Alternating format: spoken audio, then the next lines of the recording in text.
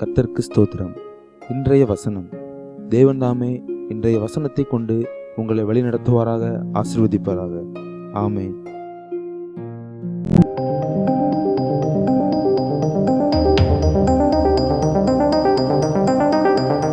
அவர்கள் உனக்கு விரோதமாக யுத்தம் பண்ணுவார்கள், ஆனாலும் உன்னை மேற்கொள்ள மாட்டார்கள். உன்னை ரட்சிக்கும்படி நான் உன்னுடனே இருக்கிறேன் என்று கர்த்தர் சொல்லுகிறார்.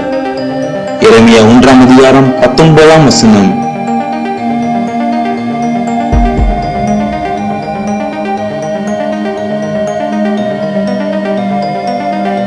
They will fight against you, but will not overcome you.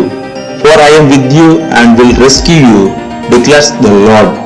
Jeremiah 1st chapter 19th verse.